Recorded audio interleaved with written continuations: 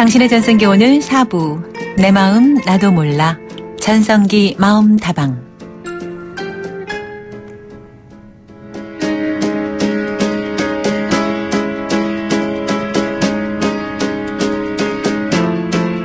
네, 내 마음 나도 몰라 전성기 마음다방. 오늘도 역시 노다심 심리학 컬럼니스트 자리 함께 하셨습니다. 안녕하세요. 안녕하세요. 누구나 다가갈 수 있는 심리학을 꿈꾸는 사람 노다심입니다. 네, 한 주 잘 보내셨죠? 네, 잘 보냈습니다. 자, 이번 주부터는 정말 휴일이 중간에 없어요. 지난주까지는 가다 한 번씩 쉬었는데 그렇죠. 이제 좀 섭섭하기도 하지만 그래도 연말을 또 잘 보내려면 우리가 네. 또 활기차게 쉼 없이 가야겠죠? 네. 자, 그런 의미에서 오늘 내 마음 나도 몰라 전성기 마음다방 어떤 분들이 함께 하실지 아마 함께 하시면서 활력을 얻으셨으면 좋겠어요. 오늘도 손님이 많은데 일단 그 첫 번째 상담 사연부터 가보겠습니다.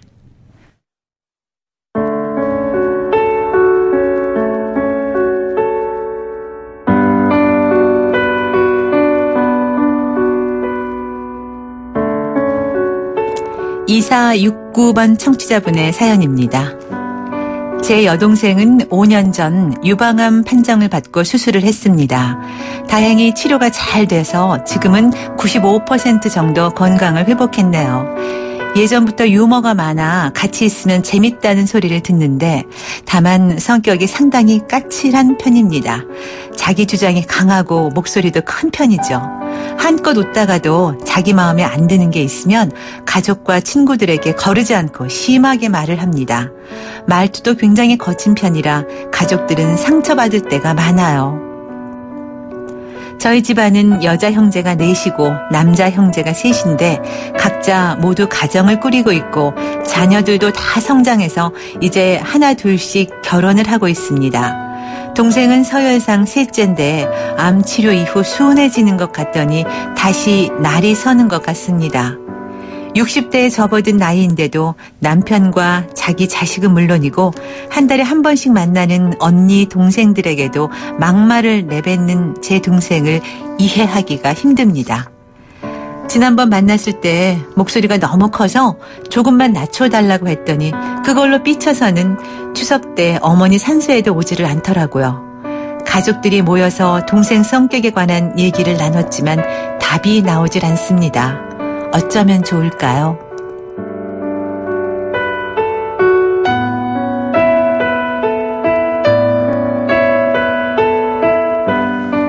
네. 2469님께서 이제 동생에 대한 고민을 주셨는데요.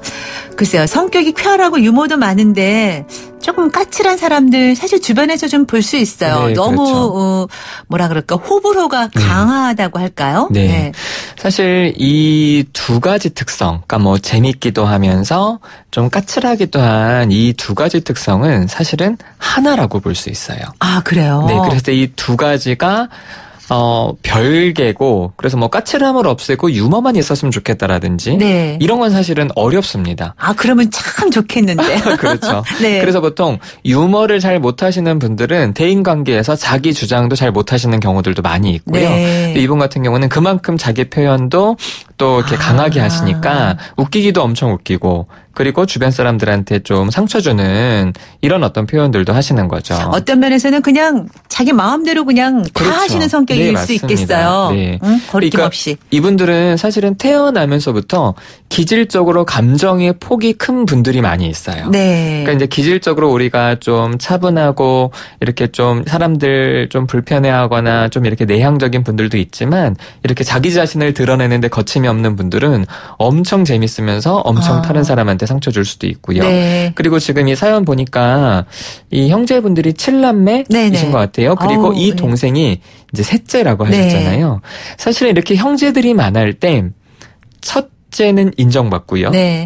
둘째도 첫째랑 경쟁하면서 네. 자신의 위치를 찾아갑니다. 네. 그리고 막내도 사랑받고 특히 이제 뭐 이 서열이 어떻게인지 모르겠지만 막내가 특별히 아들이라면 그 아들 이전에 뭐 이제 누나라든지 여기도 네. 역할들이 좀 있어요. 네. 근데 이렇게 형제들이 많을 때 이 셋째부터 시작해서는 웬만큼 뭘 해서는 자기 자신을 드러낼 수가 없기 때문에. 그렇죠. 묻혀가죠, 그냥. 그렇죠. 그래서 그냥 이렇게 가만히 있으면 누가 나를 챙겨주거나 사랑해주지도 않기 때문에 자연스럽게 형제 서열 경험을 통해서 자기 목소리를 더 크게 내는 경우도 있다고 생각합니다. 네. 요즘에는 뭐 이렇게 형제가 많은 가정이 드물죠, 그렇죠. 요즘에는. 그렇죠. 그러나 이제, 한 5, 60대, 네. 우리 연세, 5060 세대의 경우에는 이제 이렇게 형제 많은 네. 가족이 있을 거예요. 그런데 그렇다면 이렇게 이제 호불호가 강한 성격, 네. 쾌활하고 유머도 있지만 까칠한 분들은 자신이 그렇게, 하는 말을 다른 사람들이 좋아하는 거 분명히 아니까 유머도 많이 그렇죠. 하겠죠. 그러면 다른 사람들이 싫어하는 것도 알지 않을까요? 그러니까 저는 여기서 이제 네. 이 사연 주신 분은 자기 남편이나 자식들한테도 그렇게 좀 상처를 준다 이렇게 표현을 하셨는데 네. 물론 이제 이분은 기본적으로 표현이 굉장히 강하고 크고 또 이렇게 좀 자극적인 부분이 있으니까 그렇겠지만 사실은 이 형제들과 지금 갈등이 있는 거잖아요. 그렇죠. 그래서 저는 어떤 생각이 드냐면 기본적으로 이분이 대인관계에서 타인이 얼마나 자기 때문에 힘들지 잘 모르는 뭐 공감 능력이나 좀 예민성이 조금 부족하신 부분들도 있을 것 같다라는 생각도 들지만 네. 한편으로는 형제들한테 섭섭한 어떤 그런 사건이 있을 수도 있다. 네. 그래서 이제 그런 것들 때문에 오히려 더 가족들, 형제들한테 조금 더 그런 불만들을 그렇게 좀 돌려서 표현하시는 게 아닐까 네, 생각이 네. 들어요. 그도 그럴 수 있는 것이 조금 좋아지는 것 같더니 또 최근에는 목소리 조금만 낮춰라고 했음에도 불구하고 그렇죠. 그게 이제 크게 받아들여서 네.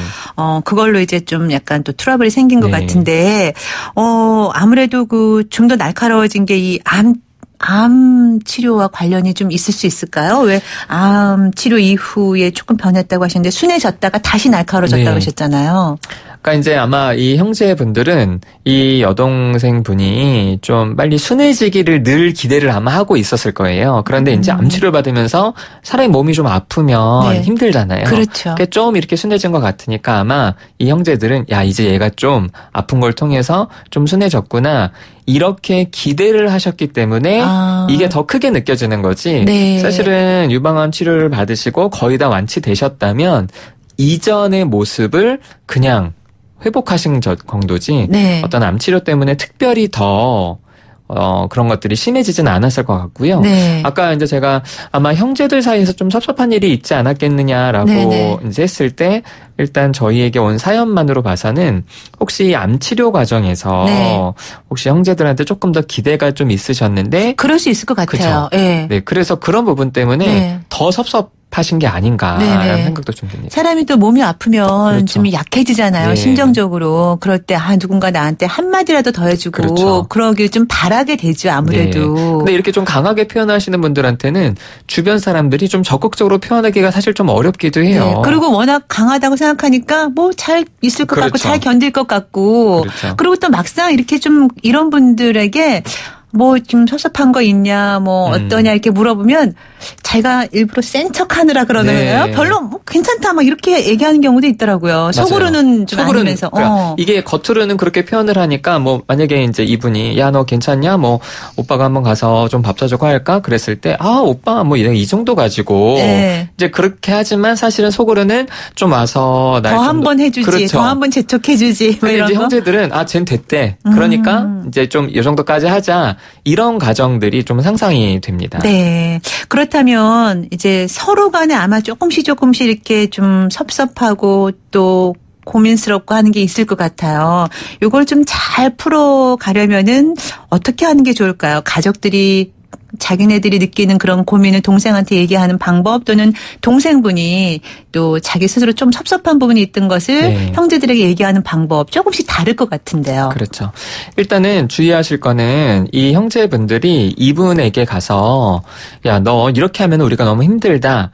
요런 표현은 아무런 도움이 되지 않아요. 네. 왜냐하면 상대방은 이 여동생분은 비난으로 들을 수 있습니다. 네네네. 그렇겠죠. 그래서 뭘 하라 이렇게 하지 말고 그러니까 뭘 하지 말아라 이렇게 말하시기보다는 너 혹시 우리한테 좀 섭섭한 게 있었니? 라고 그 이야기를 좀 더 하라고 시켜주면은 기회를 주면 이분은 아마 하실 얘기가 많을 거예요. 우리가 뭐 어떻게 하면은 좀 좋겠니라든가. 그렇죠. 그러니까 예를 들어서 모아놓고 너 이러니까 너무 우리가 힘들다. 너 그러니까 그렇게 좀 하지 마. 이렇게 하면 사실 되게 극단적으로 네. 갈등이 있을 수 있으니까 네. 혹시 야, 너 이렇게 어머니 산소에도 이렇게 안 온 게 많이 좀 섭섭했니? 섭섭한 걸 좀 얘기를 해봐라. 어떤 부분이 그랬니? 그렇죠. 그래서 이야기할 기회를 이분한테는요 주시기만 하셔도 사실은 자기를 표현하면서 많이 좀 이렇게 해소가 되고요. 네. 이렇게 좀 해소가 된 다음에는 사실은 분위기를 보면 알 거 아니에요. 다른 그렇죠. 형제들이 얼마나 좀 힘들었는지. 네, 네. 그럼 그때 아니 뭐 내가 없어서 좀 다들 서운했어? 이런 식의 얘기를 하면 네. 야 그런 걱정도 많이 하고 좀 서운했지. 요 정도의 이야기만 하는 게 좋지. 이분한테 지적하고 하지 말라고 하면 사실은 형제들 관계는 더욱더 많이 힘들어지고 벌어질 수 있습니다. 네. 말씀 들어보니까 그런 것 같아요. 주변에 이제 좀 쾌활하고 또 유머 감각도 있고 좀 강하신 분들 보면 네. 스스로가 자기가 약함을 보이길 너무 싫어하시더라고요. 맞아요. 네. 네, 그럴 때 이제 그거를 유연하게 이제 그렇죠. 이렇게 끄집어낼 수 있게끔 유도하는 게 네. 필요할 것 같네요. 오늘 우리 그 노자심 심리학 컬럼니스트가 하신 말씀이 우리 2469님께 많은 도움이 되셨으면 좋겠습니다. 자, 노래 한 곡 듣고 나서 계속 이야기 이어가도록 할게요. 이승환의 다만. 네. 저희 2469님 사연을 듣고 많은 분들이 또 문자로 이야기를 전해주셨어요. 6474님께서 보내주셨는데요. 아픈 사람은 마음이 약해집니다. 형제들한테 섭섭함이 있는 것 같아요. 형제들이 역지사지 생각해보면 좋겠습니다. 네, 맞는 말씀이시죠? 네. 네. 그리고 또 이런 비슷한 경험을 가지신 분들이 많으신 것 같아요. 6512번 청취자분께서는 뭐가 섭섭했니? 아유, 사실 전부 다 서운하죠. 아프다는 건 조금 다른 사람이 되는 경험이기도 해요. 라고 하셨어요. 네. 네, 맞죠. 그렇죠. 경험해보지 않으면 사실 모르는 맞아요. 거예요. 네. 네. 그래서, 일단은 무조건적인 이제 위로. 네. 또 위안이 되는 얘기해주고 그리고 나서 말씀하신 것처럼 우리한테 뭐가 섭섭한 게 있니 이렇게 이제 네. 이야기를 풀어가는 게 좋을 것 같다는 의견들 많이 보내주셨습니다. 고맙습니다. 계속해서 두 번째 사연 이어가겠습니다.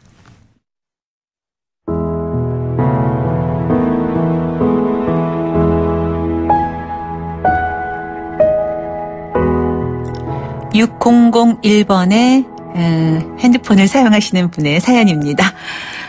30년 차 남자 직장인입니다. 사람들과 어울리는 것을 좋아하고 회사 직원들과도 회식이나 가벼운 술자리를 자주 갖는 편입니다. 회사는 다른 곳들처럼 딱딱한 분위기가 아니라 자유롭게 자기가 맡은 일을 하는 환경입니다.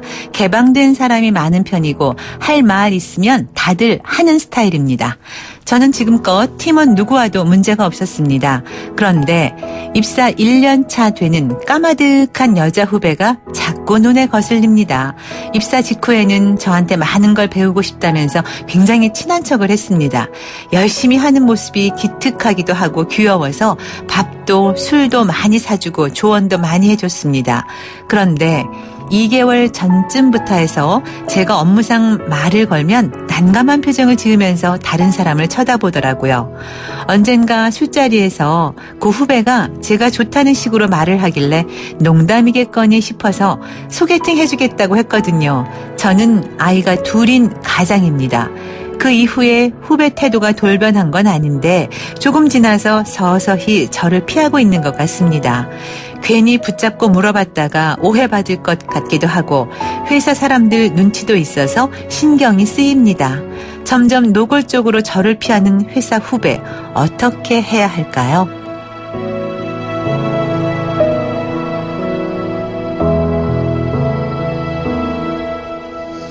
네, 사연을 제가 읽어가면서도 참 곤란하겠다. 이럴 네. 때 어떻게 해야 될까라는 생각을 좀 했습니다. 네. 이분은 그 후배가 이제 이성으로서 좀 자신을 좋아하는 것 같다고 생각을 하시는 것 같아요. 네. 근데 그 이후로부터 좀 확실히 뭐 갑자기 돌변한 건 아니긴 하지만 천천히 서서히, 네. 이제 변하고 있다고 하셨잖아요.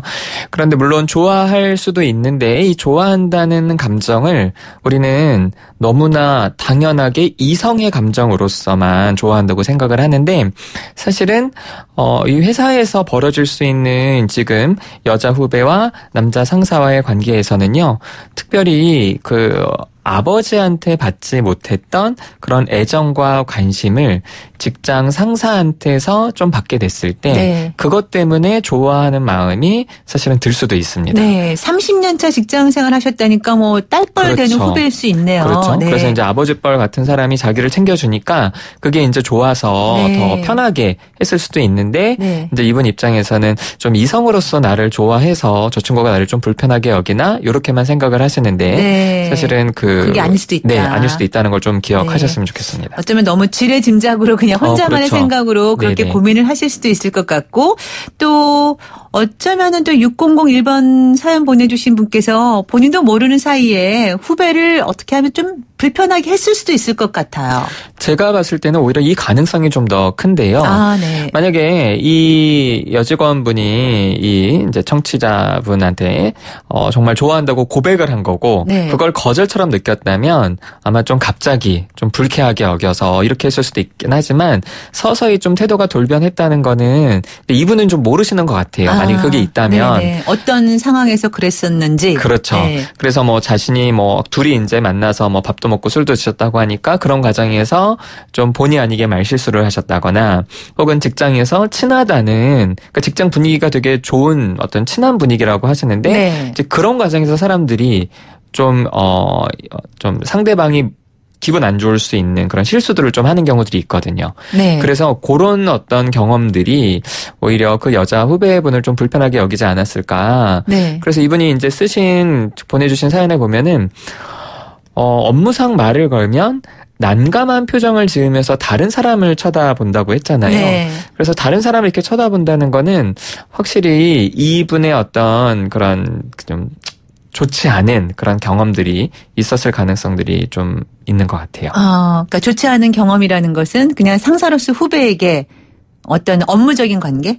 그거 이상의 어떤 말실수라든지 혹은 뭐 너무 편하면 이렇게 뭐 술자리에서 이렇게 뭐 가벼운 어떤 신체 접촉도 있을 수 있잖아요. 네. 근데 이제 그런 것들이 정작 이 여자 직원분 입장에서는 그냥 자기는 직장 상사로서 이렇게 했는데 이분이 나를 좀 너무 친하게 좀 내 영역을 나와의 관계를 그래서 어쩌면 이 여자분은 이 사연 보내신 분이 자기를 좋아한다고 착각할 수도, 그렇죠. 오해할 수도. 그렇죠. 그리고 이 둘은 정작 그런 마음이 아니어도 주변에서 야, 저 사람 둘이 좀 그러지 않니? 라는 이야기가 사실은 돌고 있을 수도 있는 네. 그런 여러 가지 좀 가능성들을 네. 두셔야 될 것 같아요. 그러니까 또 어쩌면 이 상사분 입장에서는 언젠가 술자리에서 그 여자 후배가 자기가 좋다라는 식으로 말을 했기 때문에 네네. 그런 또 살짝 오해 아닌 오해를 하실 수도 있고 그렇죠. 서로 간의 입장 차이가 어떤 분위기에서 어떤 말이 나왔는지는 모르겠지만 네. 그럴 수 있을 것 같아요. 네. 그러면 이분이 지금 그 후배와 직접 대화를 해보는 네. 것도 사실 좀 불편해하시는 것 같아요. 그래서 저는 이분이 후배한테 가서 우리 이따 얘기 좀 할까? 너 왜 나를 피하니? 뭐 이렇게. 그렇게 이제 이야기를 하는 시도는 저는 추천드리진 않아요. 네. 왜요? 왜냐하면 그렇게 제안을 했을 때 흔쾌히 이거를 받아들일 정도의 어떤 신뢰관계나 네. 어떤 그렇게 좀 대화를 풀 수 있을 정도의 그런 일이라면 사실은 이렇게까지 길어지진 않았을 것 같아요. 네, 그럼 어떻게 하는 게 좋을까요? 업무상 그 개인적인 친분을 포기하고 업무상 관계로만 일을 해야 되는 건가요? 어떻게 해결해 나가면 좋을까요? 저는 그렇다고 말씀드리고 싶어요. 그래요? 개인적인 친분은 포기하셔야 됩니다. 네. 이게 오해든 주변 사람들의 시선이든 어떤 것 때문일 수 있을지는 알지 못하지만 일단은 개인적인 친분을 계속 유지하시려면은 이 오해를 풀고 오해를 푸는 과정이 잘 풀리면 좋겠지만 또 오해가 생길 수 있기 때문에 네. 그래서 일단은 회사잖아요. 네. 회사는 일하는 곳입니다. 네. 그래서 업무상으로만 관계를 하시고 사적인 만남을 금지하셨으면 좋겠다. 이렇게 좀 생각이 들고요. 그래도 좀 불편한 분위기는 어떻게 해소할까요? 좀 그걸 좀 견디시라 이렇게 말씀드리고 싶어요. 네. 혹시나 만약에 후배가 다가온다면 그때 정확하게 자기가 실수한 일이 있는지를 묻고 있다고 하면은 사과하고 그리고 그냥 만약에 자기를 정말 좋아하는 그런 감정이 있다면 확실하게 좀 거리를 두고 네. 그래서 저는 개인적인 친분은 포기하시는 게 서로를 위해서 좋을 네. 수 있다. 일단은 시간을 좀 두고 그렇죠. 지켜보는 게 네. 일단은 우선순위다. 네, 먼저 다가가서 대화를 시도하시는 게 오히려 더 오해를 불러일으킬 수 있다고 생각합니다. 네, 잘 알겠습니다. 이렇게 해서 오늘 또 전성기 마음다방 벌써 문을 닫을 시간이 다 됐습니다. 오늘도 좋은 말씀 감사합니다. 고맙습니다. 감사합니다. 당신의 전성기 오늘 함께하고 있는 가운데 방금 들어온 속보 전해드리겠습니다. 반년 가까이 조양호 한진그룹 회장을 수사해온 검찰이 배임과 횡령, 약사법 위반 등의 혐의로 조 회장을 불구속 기소했다는 소식입니다. 또 이른바 물컵 폭행 사건 논란을 빚은 조현민 전 대한항공 전무는 무혐의 처분됐습니다. 자세한 소식은 이어지는 뉴스에서 전해드리겠습니다. 자, 이렇게 해서 또 당신의 전성기 오늘 마칠 시간이 다 됐네요. 오늘 끝곡은 마돈나의 Take a Bow 준비했습니다. 노래 들으면서 마무리 인사드릴게요. 내일 아침 10시 20분에 다시 만나요. 김명숙이었습니다. 여러분, 오늘이 가장 젊은 날입니다.